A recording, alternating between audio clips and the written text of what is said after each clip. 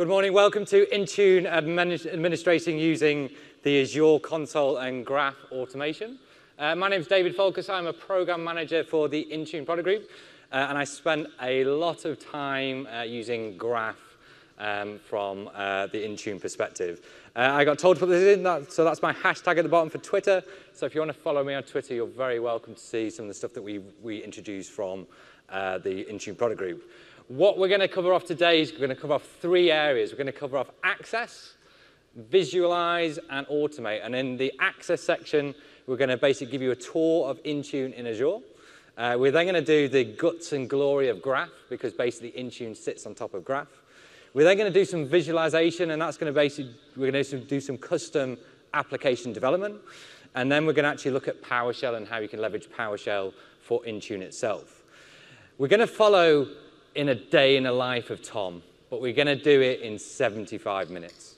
So Tom is my CEO, and Tom has got a load of employees. So we've got Emma, who works on help desk. We've got Rob, who's our CIO. We have Victor, who's our developer. And we have Ronnie, who's our IT administrator.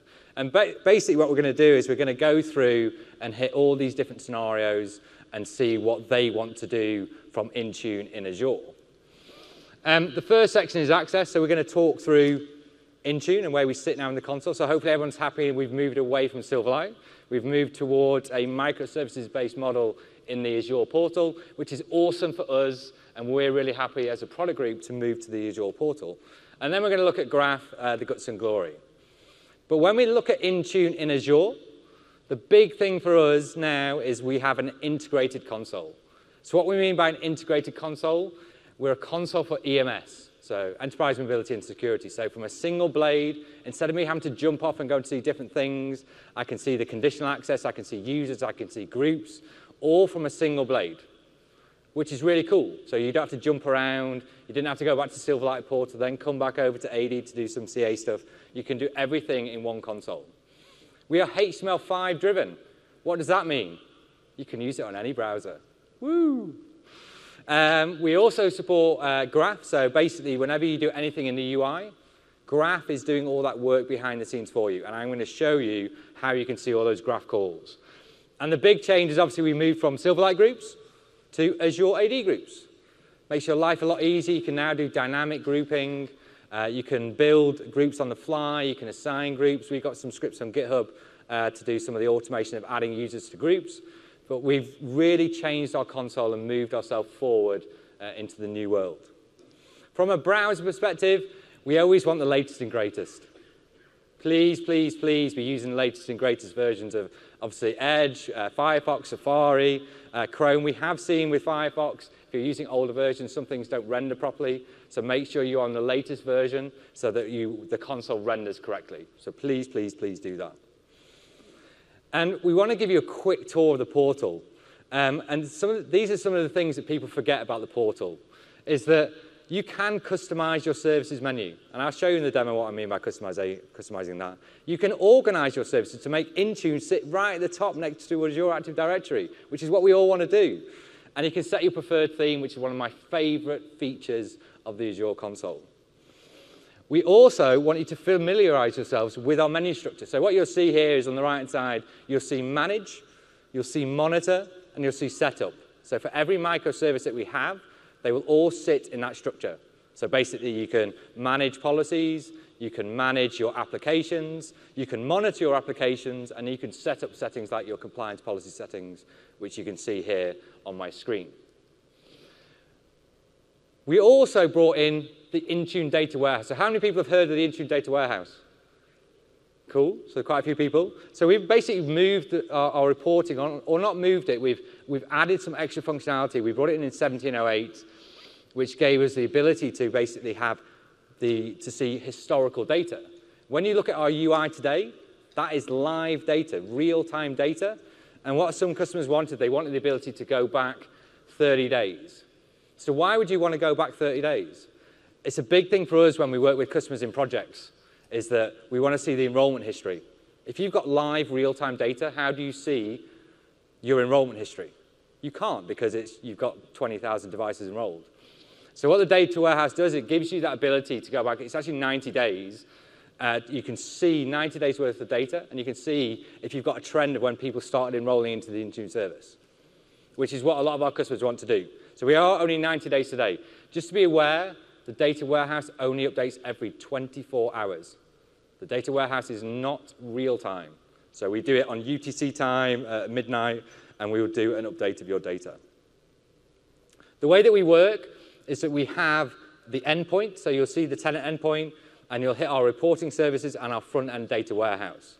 So when we come to looking at how we get this data, there are 3 options. You can use Power BI, which is what I'm going to show you today. I'm sure some people in this room have got some third-party solutions like Splunk. I'm sure there's a few people who are using third-party. But it's an OData client. You can pull back data and throw it into anything you want. You don't have to use Power BI. You can use Excel if you want to.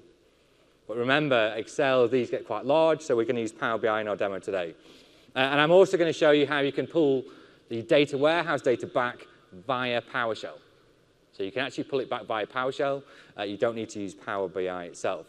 So my good friend Rob, who's my CEO, he wants to understand how the new Intune portal works and how, basically, what reporting capabilities we have today. So if I jump over to my laptop,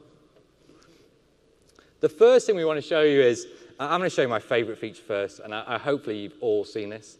If you double-click here, it changes the color for you. What an amazing feature. Honestly, my favorite feature of Azure. Who needs virtual machines, Intune, etc.? I can change the color from here. Obviously, you have the settings button up at the top. The settings button, obviously, you can change your theme here, and you can go high contrast, and you can do all that kind of cool stuff. So we do have that in our UI. On the left-hand side, what you'll see here is you'll see more services. So if I just zoom in, you've got more services, and that will show you all the services that you've got available. If you look at the stars basically show you what's going to be shown on the left-hand side. So if you want to get rid of things from your dashboard, if I uncheck help and support, which is probably not a good thing to uncheck, but I'll uncheck it, you can start building up your menu system on the left-hand side to exactly what you want. What we suggest you do is you type in Intune, obviously because you're all here for Intune, is you can star your Intune and you can see and add that to your portal or to your dashboard. If we get rid of this, you then also have the ability to move things around. So if you select it, you can actually move it around. So what we see a lot of people do is when we go and work with customers, they've left the entire dashboard with every single thing, Cosmo DB and virtual machines, virtual networks and stuff like that. So we just give you a little bit of education on kind of like you can customize it to the look and feel you want. The other cool thing is we have your dashboard, which is the first page that you see. You can customize this dashboard and add dashboards to it. So I'm going to get rid of quick tutorials because I don't want it. I'm going to get rid of all resources. I'm going to keep service health, but you can obviously then start moving things up and moving things around on your console, which is pretty cool. When we talk about being integrated, this is not just about Intune, right? So if I go to Intune, what you can do is, say I go to devices, you can hover over enroll devices by platform. You can hit the 3 checks here and pin to dashboard. If you go back to your dashboard, I've now got my enrolled devices by platform. When we also talk about being integrated, if I go to AAD and I go to users and groups, I can add in the user sign-ins. So this is a clean tenant, but from a dashboard perspective, I can start manipulating this kind of data and getting rid of things. You can also then obviously hover over and move things around. You can also change the sizes to whatever size you want, 2x4, and then move other things around to make it nice for you. So you can make the dashboard look and feel how you want. Remember, this is real-time data, so this is real and this is what you're seeing. From an Intune perspective, the first thing we want to look at is RBAC. So now, because we're in Azure, we now support RBAC, or Intune roles. So if I go to AD first, actually, and I go to one of my users, the first thing you can do is, if I go to my Intune admin, if you go to directory role, you have the option to set limited administrator. Limited administrator at the bottom, we have an Intune service administrator role. That means you can administer Intune. But say you want to administer CA as well, so conditional access blade, you can check that box and they can then administer Intune and conditional access. So this is from an Azure perspective. We're not even in Intune at the moment. So this is a pure Azure role perspective. From Intune, I'm just going to discard that.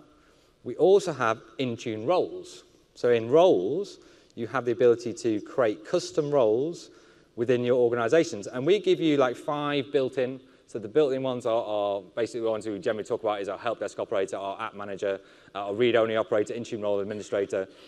And basically what you can see here is these roles and permissions you cannot change. They are built in. They are designed by us to provide you some samples of what kind of groups you can do. So if I go to properties of this user, or sorry, permissions, this role has Android for work permissions to read. And you notice it's grayed out. It's grayed out, so you can't change it. And what we're saying is we're giving you the ability to, obviously, from an Intune role perspective, you can create a custom role and add things into your UI itself. So I can do Ignite. I can set permissions, and I'm going to give myself device compliance policies, read access. I can OK that, and I've created a role. Really simple. But it gives you that ability to really control what your users can do. When we're talking about graph, so if you're trying to do automation, if you're just a normal user who has access to read compliance policies, you will only be able to read compliance policies. Graph is doing the same things. You cannot break it. You cannot bypass any rulings because graph will take effect and follow it there. The other cool things we've done is, hopefully, people generally love this when we show it. If you go to applications and you go to iOS, who enjoyed putting in the URL and getting all that metadata? I certainly did. I really enjoyed getting all that metadata. I can go in here and I can add in my favorite app. So I'm a big, big Teams fan. So I can go to Teams. So I've queried this is querying the iTunes store directly. So I hit Teams. I can OK that. I can go to Configure and look at this magic. It's been filled in for me, and it's pulled the icon. It's like a dream come true. So I don't need to do that anymore. So if I OK that, then I can add my application into the service itself. So there's my application, and then it's as simple as you go ahead and assign the application out to your users, and you push it out there. I'm just going to delete this because I'm actually going to use my this tenant later on in the demo. The other cool things we've done is, obviously, when we talk about integration, and this is what I said before, is look, you've got conditional access, a direct link to AAD conditional access from the Intune portal. That makes your life so much easier to go ahead and move forward. Users and groups. Think about before you clicked users, you'd go to AAD, you'd click users, you then go and find the users. Now what I can do is I just select users, and it's going to load me the all users blade instantly from Intune. So we're really trying to push this and help you on your journey to Intune itself. Also from a compliance policies, obviously we can create compliance policies from our UI. We're changing things all the time. At the bottom of, in your overview section, you can see basically where your tenant sits. So my MD authority is set to Intune. I've got an active license, and my tenant's sitting in North America at the moment.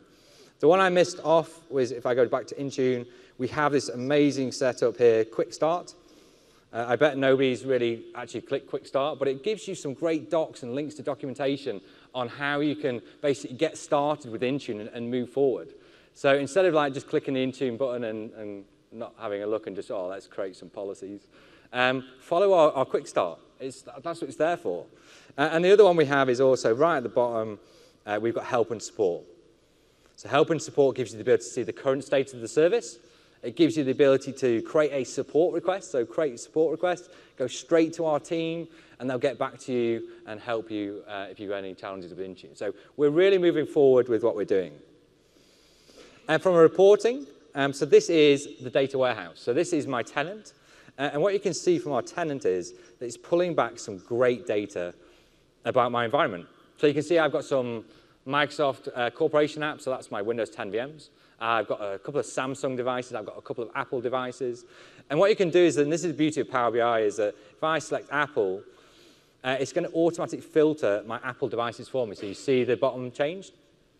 It's filtered out all my devices just to Apple devices. If I uncheck it, then it's going to load everything back. I want to see all my non-compliant devices. I'm now going to see all my non-compliant devices from the UI. But just remember, this is 24 hours out of date, so it's going to update UTC 0 hours, so midnight, to update your data. The interesting thing that we always show you is, because it's showing historical data, what happens is if you select the table and you go on the right-hand side, you can see which tables were being used, so devices are being used. And this is a key one. So I'm hovering over is deleted. Remember, we're historical. I play a lot with this tenant. So I've created policies, I've added devices, I've deleted devices. And basically, I'm showing every device that's been in my service for the past 3 months. It's not good, right? But what you can do is, if I drag is deleted over to filters, here, I can filter on false. And that will list the devices currently in my service. It's also showing EAS devices. So if you turn on the service connector, we're going to show EAS devices in here as well. But I can filter out and see that data. And you'll see in a demo in a second what I mean by the is deleted. The other cool thing is that we've provided this for you, is that we have relationships. So does anybody want to try and recreate this, the schema? If you download our Power BI file from our portal, the schema is there for you. It's also in docs as well, obviously, but it gives you a really great opportunity to just pull some data out and off you go kind of thing. So you can see all our relationships. The only thing I didn't show you, I forgot to show you actually, is that the data warehouse is listed. If you go to the Intune portal, if you scroll on our landing page, you'll see the Intune data warehouse link. You select the Intune data warehouse link, and that is the link it's giving you to download Power BI Desktop, which is what I'm using now, and also to download your file as well, so the Power BI file. So that's great. So I'm a PowerShell guy. I don't want to use UI tools. I'm going to do it in PowerShell. So you can also do the same thing in PowerShell. So if I just run as admin, and I'm just going to zoom in for you, so scripts, data warehouse. I'm just going to run a simple data warehouse request. Remember I showed you the schema? So now I've just listed from PowerShell all the tables that were in the schema and what is viewed in Power BI from PowerShell. Notice I didn't put a password in either. Magic. But the first thing I want to show you is press Enter to view man policies without is deleted true. So this is how often I test man policies. So it's going to list, oh, that's quite a lot of policies listed there. So if I check my UI, I don't have this many policies. And you can see, like, is deleted true. So this is my graph mam Android policy assigned, some of my testing that I've been doing. You can see is deleted set to true, which means it's not there, and it shouldn't be shown in the UI. But this is why we're showing you historical data. I've then done a filter for is deleted false, and I've only actually got 4 man policies. So that's listing my 4 man policies. So think about the possibilities. You can use PowerShell, get all the tables, pull all the data out, and off you go. The challenge with PowerShell is that you don't have the schema and the relationships automatically set up like you do with Power BI. So we do document the schema. You'd have to do some lookups in PowerShell to pull that data, but we do have that great data available for you, so you can actually view our documentation. And my final one is I'm going to view all my devices. So this is going to show me all my devices which I've had in the service for the past 3 months. So they're all my devices which I've had in the service for the past 3 months. So hopefully that gives you an idea of what you can do.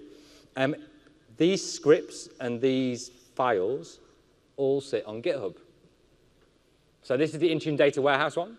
So this is github.com/Microsoft/Intune-data-warehouse.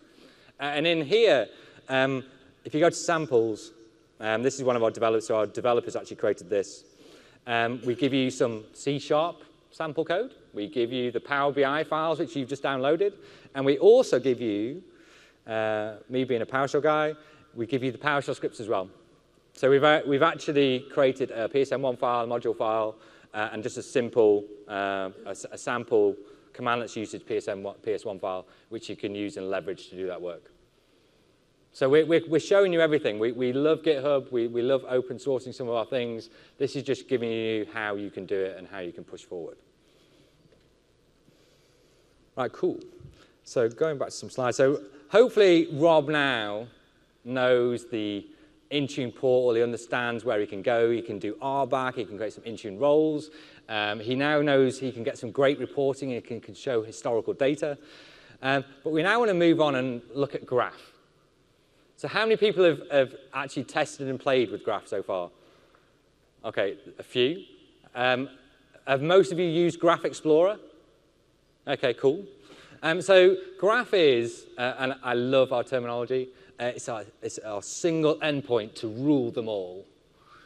And this is all about getting away from you having to discover multiple endpoints. This is the challenge we've had for years, is that when you're coding, you don't want to be hitting many endpoints and loading loads of different module files and doing all this stuff.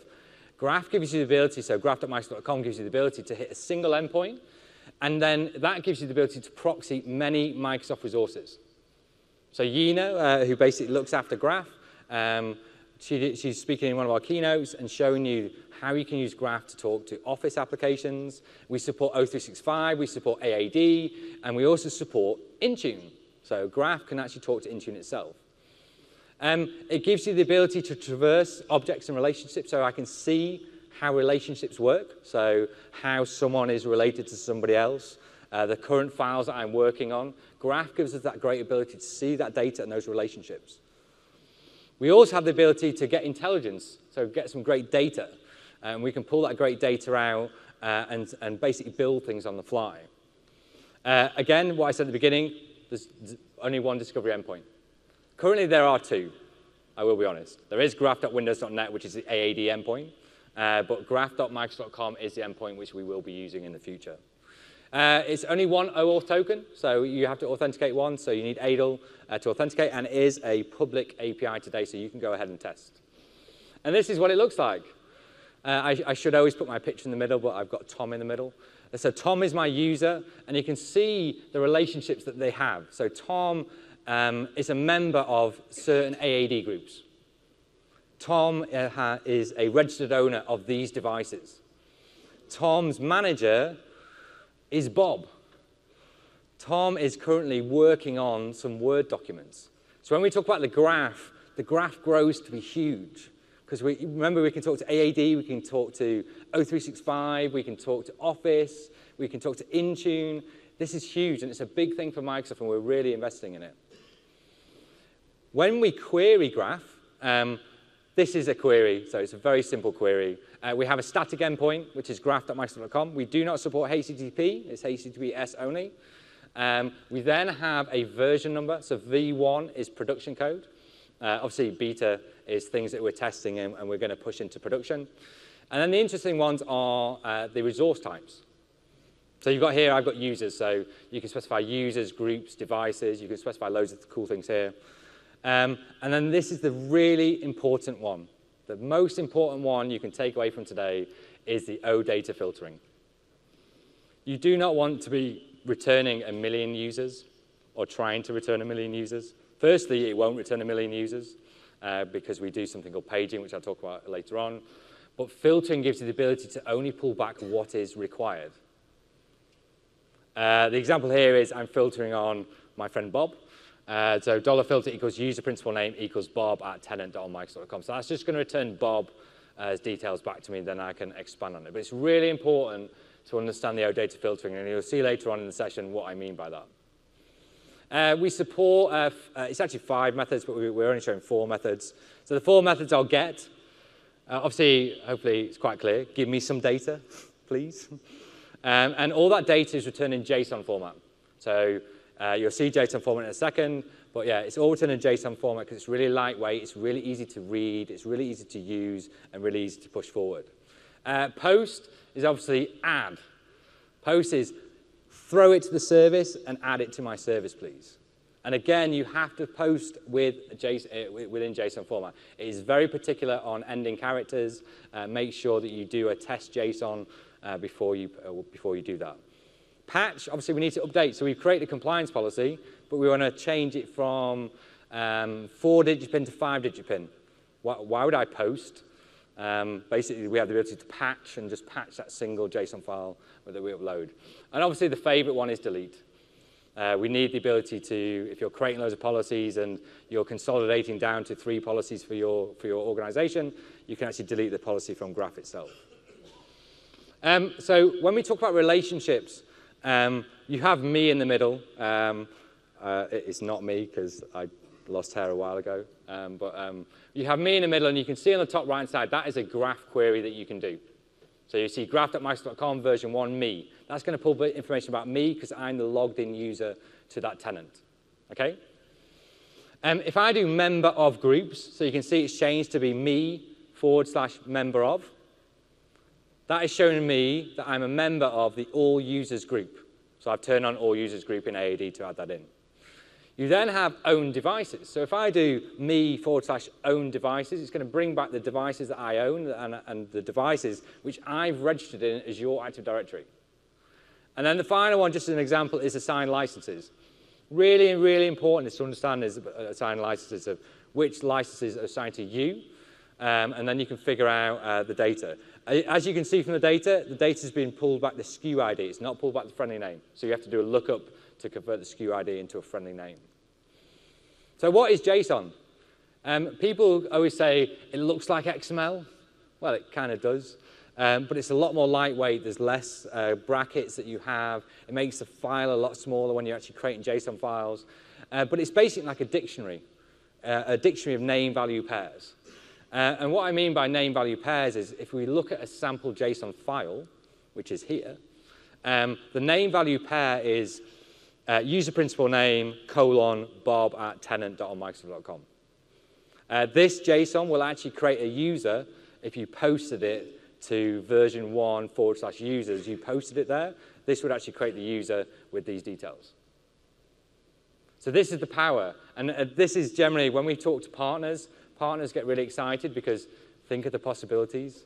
I can just go ahead and create loads of users for a POC. I can add a load of groups. I can create a load of policies. I can do loads of cool things and just have a POC set up like that really, really quickly. So you can kind of do that stuff. So from a higher level, when you look at Graph, Graph has lots of entities. You can see on the slide, users, groups, files, mail, calendar, notes, tasks, people, Excel. And that's where the picture of the graph comes in.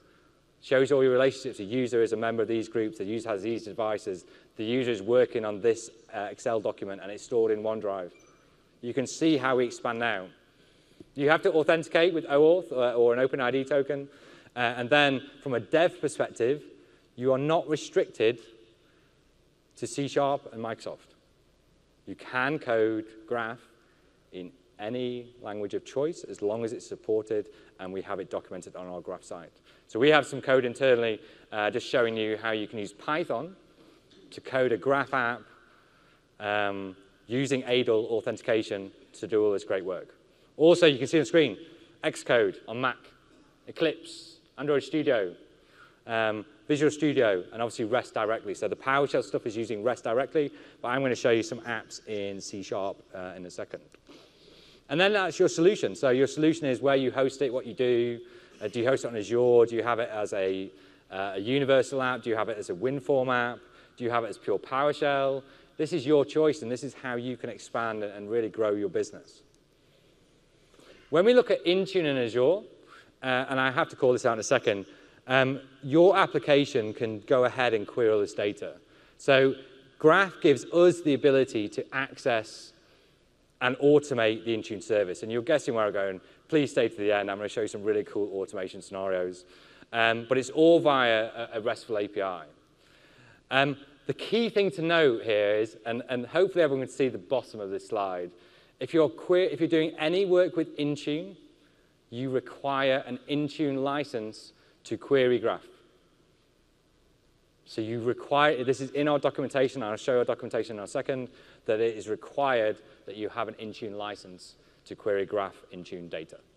Just be very aware of that when you're talking with your customers. So when we look at Intune in Azure, this is what people see. So all you're seeing is a UX, right? So you're seeing compliance policies, you're seeing a nice picture, etc. Graph actually, for us, as Intune product group, sits underneath. So it sits underneath as a layer.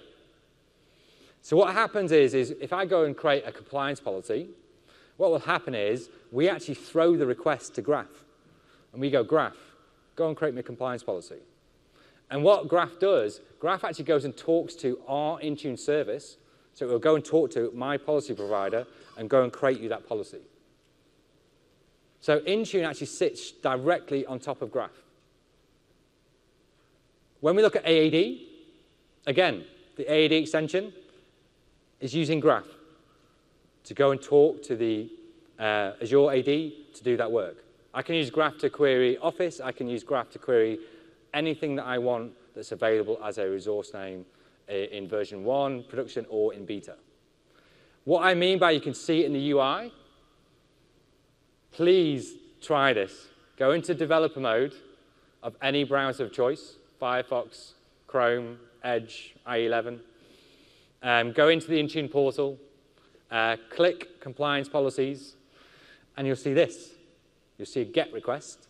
The GET request is to graph.microsoft.com/beta, device management, device compliance policies. We are showing you how we do it. We haven't done this on purpose. This is because we're doing a RESTful query, a REST web query. We are showing you how you actually do it. So if you're going, oh, we can't code it ourselves, or it's not in our documentation, we are committed for anything we update, we document it. But if you want to see how it's done and how we do it, you can go into developer mode in browser of choice, hit your compliance policy, hit your managed devices, hit whatever you want, and you'll see the GET request for pulling it. If you do a wipe device as an example, you'll see the managed devices / machine ID / wipe, and you'll see the wipe being posted out there. So we show everything in developer mode. We do have everything documented. So if you go to graph.microsoft.io and you hit documentation, on the left-hand side there's beta. Graph for us is still in beta, so our code is still in beta. If you go to Intune, you will actually see every single area, compliance policies, configuration policies, Intune roles, managed applications, listed as what you can do. I have to call out something.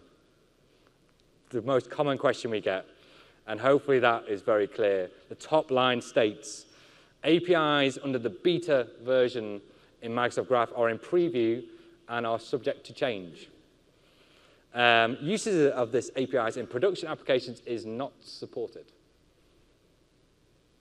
To be very clear, the common question that I get from a Graph perspective is, if I'm coding with beta, is it supported? Hopefully that gives you an idea that it's not supported today. When we go version 1 of Graph, then you'll be supported, but that is from our documentation side. The other common question I get is, do you have a change log? So if we make a big change in September, so our next release of Intune, we do have a change log. So you can see here, this is a change log from August. Obviously, we're currently doing our September release of Intune, so we will change our APIs again here. So if you go to graph.microsoft.io, same thing, documentation, change log, we will list all the changes that we've done. Very commonly, the feedback we get is, oh, you've changed something and you haven't documented it. It's in our change log, so please jump to the change log and have a look in our change log there. So now we're going to talk about Graph Explorer. So Graph Explorer is, we always get a lot of feedback, and Graph Explorer is our visual view of basically seeing how you do some work. So it's a visual view of seeing data and pulling back data. It supports beta, it supports version 1 production, we give you loads of samples, and we give you the ability you can actually do automation from Graph Explorer. People think it's just a nice, pretty viewing tool. It's not. You can actually post JSON, you can pull JSON back out. It gives you activity history, so you can see on the bottom left-hand side, there's activity history or getting started with some sample queries. But when you actually start using Graph more and more and more, Graph Explorer, you'll see the previous commands that you've run. So you'll be able to see the code that you ran before. But we are currently doing some getting started samples, so there will be some Intune samples being posted here as well. So now my friend Ronnie, he wants to view some data in Azure. So I'm actually going to jump over and show you how you can use Graph Explorer. So if I open up a new tab in my browser and go to graph.microsoft.io, what you'll see at the top is, from a documentation perspective, if you hit documentation and you go down to the bottom, if it lets me, go to beta, you will then see in beta, you will see Intune, and then from Intune, you will see managed app, company, corporate enrollment, device management, app protection. We list everything. We document everything that we do, and we are committed as a product group for any API change that we make, we actually go ahead and document it. At the very top of this page, you will see a link to Graph Explorer. So if I scroll back up, you'll see Graph Explorer, and then you can load Graph Explorer. The first thing you do is, on the left-hand side, you can sign in with Microsoft. Because I've already got a tab open on the other tab, it's going to prompt me to log in with my tenant admin account because it's on the previous tab. So now that I'm logged in, I can do some cool things. So I showed you this before. So I've got me here. So if I run me, that's return information about my admin account, my mail address, my surname, etc. This is what I showed you in the slides. If I change me to users, that is going to return all my users in my tenant. I've got a really big tenant with 6 users. So it's going to return all my users. The other cool thing you can do is then I can go from users, I can do groups, and that's all my AAD groups that I've got created. So think about the possibilities, just creating groups on the fly, creating users on the fly. You can also do devices. So hopefully everyone's looking at Windows 10 and enrolling your devices into Intune, into Azure AD and Intune. I can now see all my devices that I've got enrolled into Azure Active Directory. But where do we go with Intune? Obviously, I've got to go and hit beta. So I change it to beta, and I do managed devices.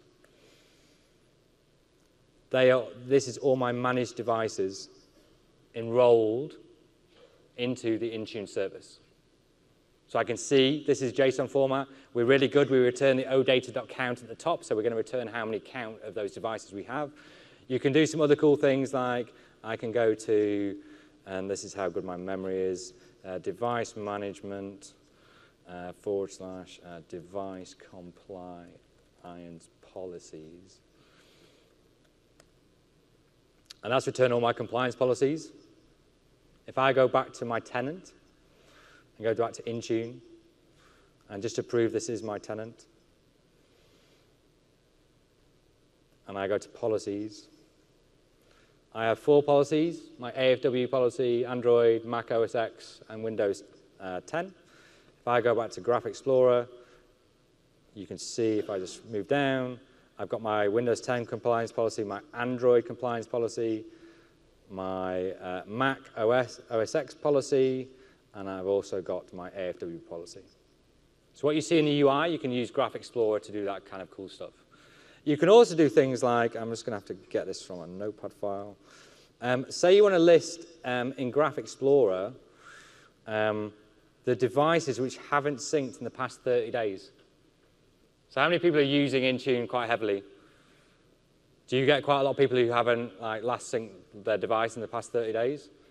It'd be quite nice to know, right, which are those devices. So this is a query just using Graph Explorer where you can filter on managed devices. The last sync time is greater than the 27th of the 8th.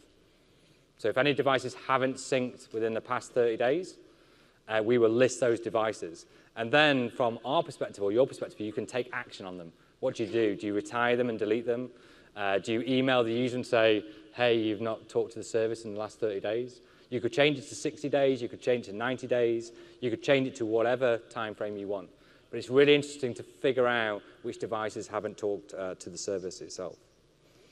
So that's Graph Explorer. Obviously, you see on the left-hand side, you start seeing beta managed devices. You can see the history. So I can actually just select this and go back to beta managed devices, and that will list that for me as well. At the top, you've got, instead of get, you have your post, your put, your patch, and your delete. So again, you can take that JSON, put it in the request header, post it in, and it'll actually create it in the service for you. So hopefully that's quite cool. The second area we want to look at, so that's basically graph, the guts and glory. The second area we want to look at is visualize. So instead of going straight into code, but I am actually going to go straight into code, we're going to do some custom app development. So you've seen the graph query, so graph.microsoft.com/beta/manage devices. You've seen how we do the query, you've seen how we do the filtering, but we're going to create some custom apps, right? So graph is very flexible. If you go to graph or GitHub/Microsoft Graph, we list a lot of languages with sample code for ADL for you to do all this work. So sample code for Python, sample code for Visual Studio, for C#, sample code for PowerShell, and that's where you can use any of these languages to do that work. So you know where I'm going here? My good friend Victor. Victor's my developer. So I'm going to help Victor do some coding. So if I go back to my laptop, I am going to load up Visual Studio, so apologies. So in Visual Studio, this is the most basic app you can ever want. I love console apps. I'm old school. And basically what you can do is, in Visual Studio, if you go to Project, Manage NuGet Packages, what you can do is you can actually download the ADL library automatically. So instead of you having to get the files, etc., you can use NuGet part of Visual Studio, and you can download the ADL libraries. We need the ADL libraries to authenticate with our service. So you have to authenticate with Azure firstly. So if I go back to my code, this is very, very simple. All it's going to do is I'm going to authenticate. So I'm going to get my token basically, and there's my query, graph.microsoft.com/beta/manage devices. That is my query. This sample code is on our website. So we do have this exact code on our website. And what I'm going to do is I'm actually going to go live. I'm going to go ahead and compile this. And this is what I'm going to do firstly. It's going to prompt me to authenticate. So I'm going to authenticate with the service. If my password's right, and that is magic. I've listed the Intune devices in my Graph MSU AO6 tenant from a console app. All right, really simple. Let's push it a little bit further. Let's go a little bit further. We're going to have a look at a universal app. Let me just cancel this so I don't want Visual Studio running. The same thing, so we've created a help desk app. So instead of you having to get your users an Intune role and go into the console and do all this stuff, we've actually created a sample help desk app. And it's the same thing. We're querying beta devices, we're doing graph calls, we're getting our token. This is what I showed you before, so manage devices, device ID /retire, all in our documentation. So if I run this application, I do not do UI design. So do not judge my UI skills. I can go ahead and click connect. And this is going to obviously go to ADL and do some authentication. So I'm just going to log into this tenant on Microsoft.com. And that's going to go ahead and list all my users in my organization. So this is my Thunder Creek tenant. So if I go ahead and click David, I'm David FA, so I'm not the David, so these are not my devices, so I might wipe his device. It's going to go ahead and list David's devices. So I've got a David Raw 10 MDM, I've got a David Android, a couple of Android devices. And I haven't shown you my favorite bit, the favorite bit is the bottom right, retire, lock, or wipe. This is one of my colleagues in Redmond, so I'm sure he won't mind if I wipe his device. So if I select Dave Android, it's then going to list the details of that application. So it's going to list, it's very, very basic. The device ID, device name is managed, is compliant, OS and the OS version. I will be nice to him. I'll just lock it. So if I select lock, so you can see from the code, it's then going to prompt me, are you sure you want to lock this device? I put that in on purpose. Are you sure you want to wipe this device? I was actually going to do a double, are you sure? Just to stop people going ahead and wiping devices. And if I click lock, that's actually sent a lock to the device itself. What you can do in your tenant is if you go to, especially for retire and wipe, if you go to Devices in the console, what you can see is device actions. So from an auditing perspective, you can actually see all the actions which were completed. So if you send a retire or a wipe, you can actually go to the remote action audits and see if it's pending, complete, etc. So we do have auditing on that kind of stuff. So that's all the dev you're going to get from me. I would go further, but it's yeah, it will take me a long time to understand some of the code. So if I go back to my slides, that was a very quick tour of app development. So we do it on purpose. We want to show you the possibility. We have code. We have some of our internal developers have created some really cool apps to do some really cool things. But we're now going to get on to automate. This is obviously my favorite section. This is all about PowerShell. So hopefully everyone is a PowerShell expert in this room. I'm hoping. One of the big things from Microsoft is the PowerShell piece. So the first question I always ask, how many people have seen our GitHub repository? So not a lot of people. So we actually put on GitHub all the sample code for how you can automate this with PowerShell. Thank you. So we are very proactive. So if we get, I literally had an issue this morning posted, which I'm going to fix when I walk out this room. But we have this GitHub repository. We are open source. We've given you the ability to see how we're coding it. In the end, when you're using PowerShell, all you're doing is calling an invoke REST method. The thing that you need is the ADL authentication to the service, which we have some great sample code on how to do it.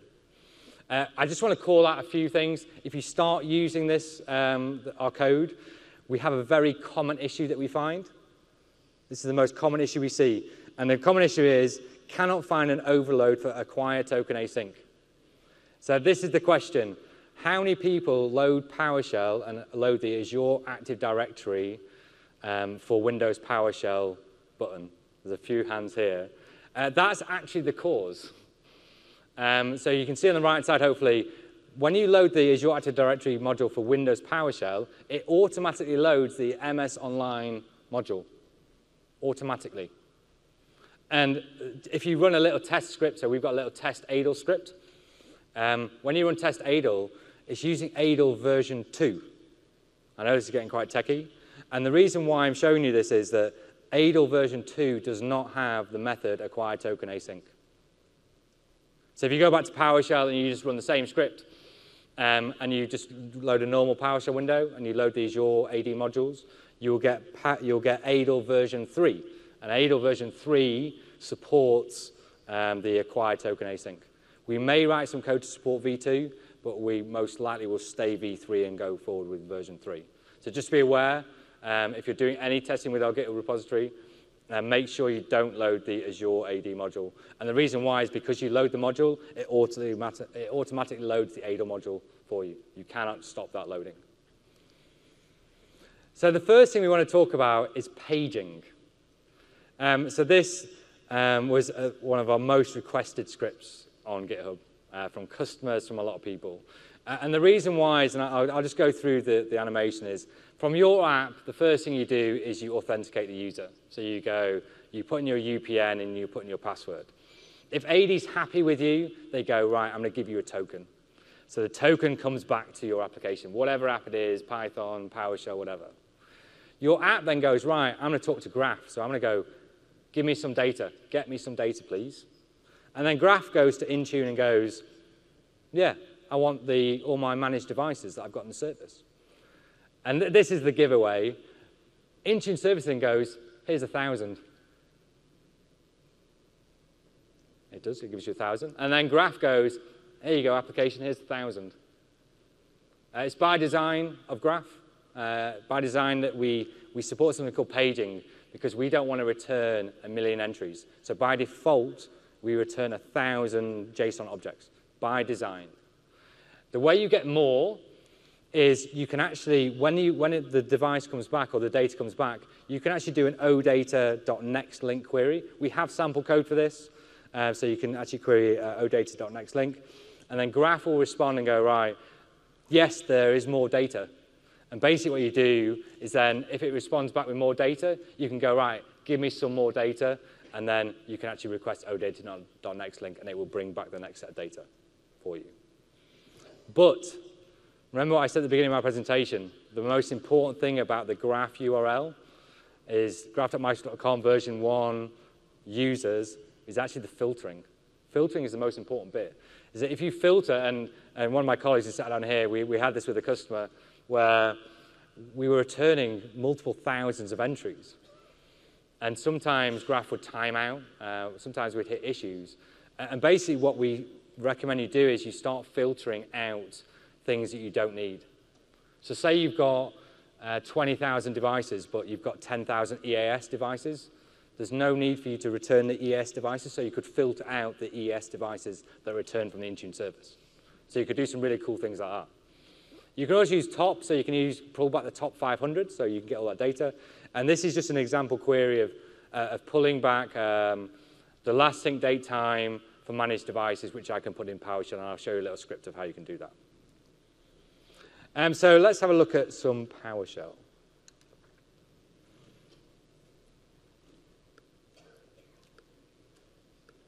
So the first thing you do is, I'm going to go ahead, pardon me, and I'm going to go to my scripts, and I'm going to go to and run my menu. So the first thing it asks you is to authenticate, so I'm going to use my graph dev tenant. You should be used to this now, you've seen it a few times. It's going to go, what's your password? That's my password. And I really enjoy menu systems, so I wrote a little menu system. So I'm going to do the same thing as Graph Explorer. So you can see where I'm going. In Graph Explorer, I showed you users, I showed you groups, I showed you devices. So if I run a number 1, it's going to return all my AAD users. That was the same as the Graph Explorer query I ran. You can see on the right-hand side, you've got GB, GB, GB, and then nothing. The nothing is actually the usage location. So when you assign a license to a user, you've got to specify where the user is based so that you can assign a license. And you can see my Pat user here doesn't have a license. So that's where, straight away for me, I'd flag that up and say, he's not got a license. We need to assign him a license and do some work. I can then run a 2. I'm going to pull back all my AAD devices. So they're all my devices listed in Azure Active Directory from PowerShell. I can then pull number 3, and I can pull back all my AAD groups from Graph and PowerShell directly. And you can see I'm showing you at the top of some of these, I'm showing you let me go back up to the top, that's sort of users again. I'm showing you the verbose command of basically the query that I use, so graph.microsoft.com version 1 users. So you can see that kind of cool stuff that I have. I can then do some cool things. So I'm going to pull back all my compliance policies. So you've seen these before. I had 4 policies, an AFW policy, an Android policy, a Windows policy, and a Mac policy. So they're all my policies returned. So I'm hopefully going to show you something quite cool. Because it's in JSON data, if I go to compliance policies, just to prove this, I have no files in here. So everyone agrees I have no files in here. What I can do is, if I go ahead and do a 9, I can actually export the compliance policies. And you can see I've done it in 2 ways. I've got a JSON file. Why is the JSON file interesting? It means I can take that JSON file, I can go to Graph Explorer, and I can add it back in again. Or I've got a test tenant, a pre-prod tenant, and a production tenant. Has anybody enjoyed recreating a device compliance policy for iOS in a separate tenant? Takes quite a while. You can actually just export your configuration and then just import it back in with JSON. I also throw it into Excel, because I love Excel. So I can actually see it in an Excel format. So I can see all my columns across the top. But that does not help with people who are documenting the Intune service. Okay? So I'm going to help you out a little bit. You can actually, and I will put this code up on GitHub, I've now just exported a report. So if I open up this, this is actually one of my colleagues who asked me to do this. Now I've got it in a nice little table. So imagine the possibilities. Because of Graph, I could throw it into Word, and I could automatically format my table and have Intune documented without me even looking at it. So they're the kind of cool things you can do with Graph directly. Also from PowerShell, you can do things like, I did say I'd show you this. If I just quit this out, I'll zoom in just so you can see it. I can do check last sync date time. So this is querying, and I purposely stopped it here. So it's checking if any devices haven't synced in 30 days or less. I am listing out EAS, MDM, and all. So I'm actually going to choose all devices. And that's going to list out my 3 devices. So these 3 devices have not talked to the service in the past 30 days. So because I'm an admin and I like a nice clean tenant, you can probably guess what I'm going to do. I'm going to retire and delete them. Bye-bye. So my 3 devices have now been retired and deleted from the service. So this is gives you, hopefully it's giving you great thoughts of the possibilities of what you can do with Graph today and the kind of things you can really push forward. So I'm just going to jump back to my slides quickly. How many people have used the troubleshooting blade? Hopefully you think it's amazing. It's absolutely amazing. Our team have done a great job of basically putting this together. You can specify a user, you can find their devices which are non-compliant. From non-compliance, you can then throw it over to other things. Our team has done an amazing job of expanding this. And this is going to grow and evolve monthly. We're going to add more things in monthly. But as you can probably guess, because I'm in a PowerShell space right now, you can actually do this via Graph. So exactly what you see in this UI here, I can pull the same data via Graph. But I'm actually going to output it to my own report outside of Intune. So what I can do is, my friend Emma, she's obviously one of my cool help desk girls, she wants to basically have some historical data of troubleshooting. So she wants to know, last week the user had these 3 non-compliant devices. Now they have none this week. Because remember Graph, if you're doing Graph live, it's real-time data. So she wants the ability to have old data. So if I go back to my tenant, let me just clear the screen. If I go back, and this is the cool thing which we love to show you. If I go down to troubleshoot at the bottom, and I go to select, I'm not going to go to developer mode yet, but I will. I'm going to specify my user Dave, which is me in my own tenant. And I'm just going to go into F12, click select. And what you can see is you can actually filter and see all the Graph queries that it was doing. So if you're thinking the troubleshooting blade is done and we've coded it and we've hidden all the queries that we're doing, we haven't. So you can see mobile apps. On the right-hand side, you can see the Graph query that we did. You can see the response in JSON data.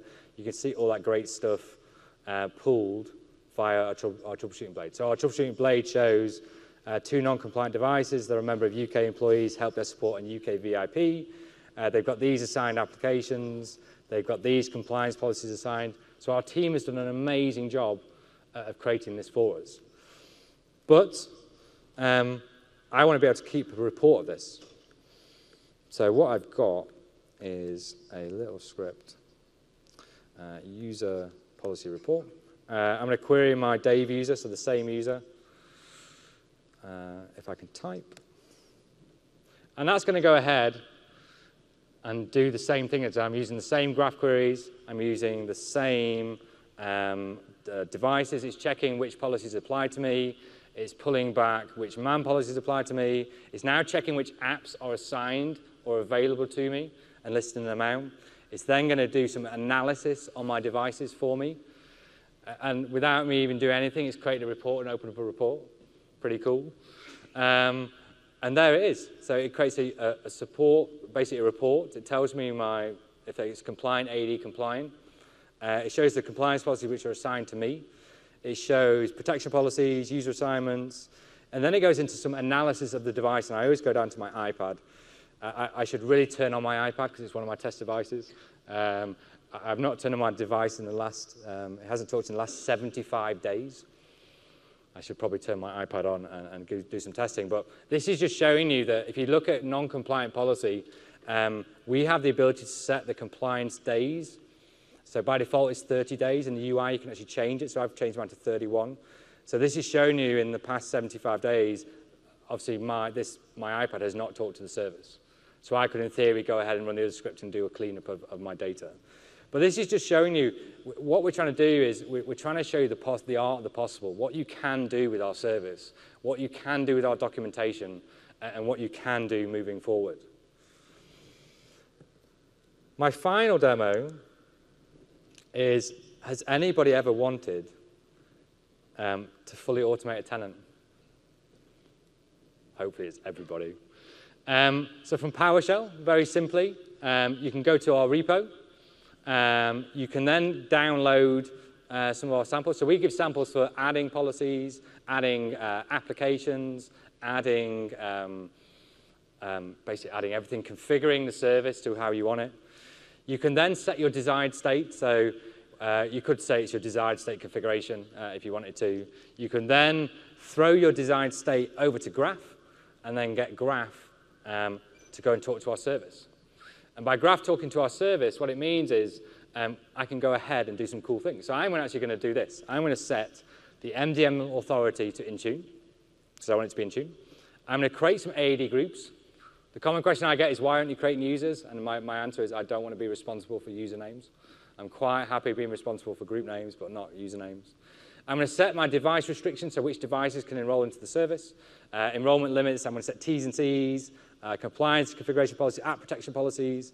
I'm going to add in a load of iOS and Android apps. So do you know all the MAM application list you get, targeted apps for MAM apps or app protection policy apps? I'm going to add them all in as an MDM app. And then I'm going to create an Intune role as well. So if I just jump over. So this tenant, I'm just going to show you.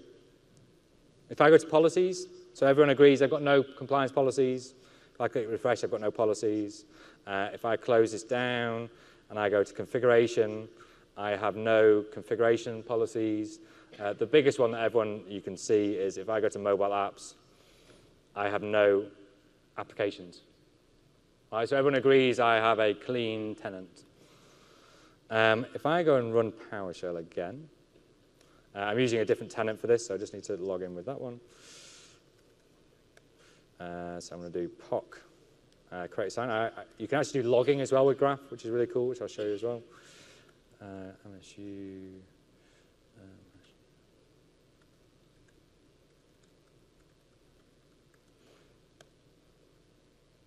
And then I authenticate with my tenant. I'm super careful. I always put this stuff in.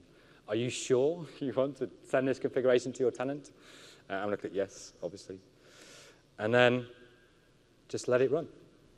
It's just creating some AAD groups. It's just set T's and C's. It's just adding my configuration policies, my compliance policies, and assigning them to the groups which I created. Does some of the app protection policies. It's now going to iTunes and querying iTunes and getting all the iTunes applications, Microsoft applications that I want, and assigning them. It's pulling back the icon as well. When we get to Android, so Android I can't query the Play Store, unfortunately, because Google don't have an open API for the Play Store. But we've actually coded the icons into the script, so you don't have to have the icons separate. So now it's doing Android. So these are all the Android apps that we have. And then finally, right at the end, it's going to go ahead and create an Intune role. So it's nearly there. My favorite bit, it took a minute on the dot. Thank you. So now, if I go back to my tenant, so I'm on mobile apps. If I refresh, all my apps have been added back in, or they've been added. So if I go to my Android store app, and this is the kind of one, if you go to configure, you go right to the bottom, it's got the icon as well. Same for compliance policies. If I go back to compliance policies, you will see the policies have been created, and the key one here is that it has been assigned as well. So think about the possibilities. You have a test tenant, you've done all that great work, the configuration, you've done all that great testing. You could then export that JSON out, you could then have it in a script, and then you can just recreate your tenant on the fly. Our recommendation from a product group perspective, we always recommend have a test tenant, which you can test with like an engineering tenant, which you can test and play and essentially break. You do not want to break your production tenant, so have a test engineering tenant which you can break. And then once you're happy with those policies, export them and then import them into production. And then you know you're in a good state because test worked. And then obviously the other one to show you is the configuration policies. I have the 3 configuration policies I've created. From a logging perspective, I also do some interesting things where,